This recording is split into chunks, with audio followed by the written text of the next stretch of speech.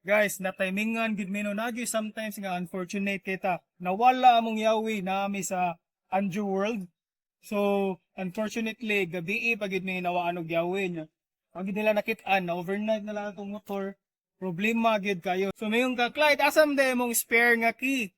Actually, wag gid na mo sa nakit-an. Clyde, pwede man na gamitan og code. Yes, nami code, nakoy copy sa code.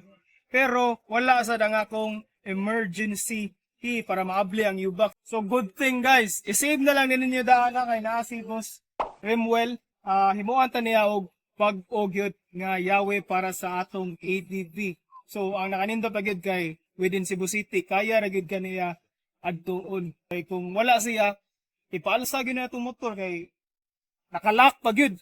So mo niya mga gamit guys, so mo na gitawag nila programming nga tool. So bisan og wala gyud katong code, totally nawa gyud mo nang wa gyud ka nag-save, wa gyud tanan. Di na ka mo problema. Rim fix re bahala.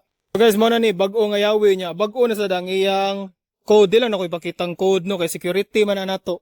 So kung mangutan na mo, naman to yung code ay mong duha ka yawi sa una. Ang ilang buhaton para sa security santo, i-deactivate to niya ang mga codes ato. So basically ang bag-o nga code na ang ma-register ani.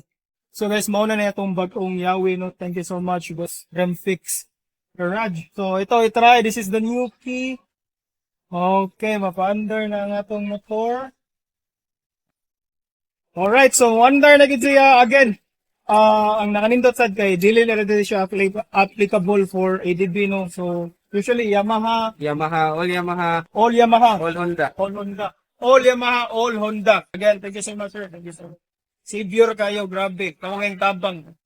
Again, i-save ninyo ha. Bye-bye.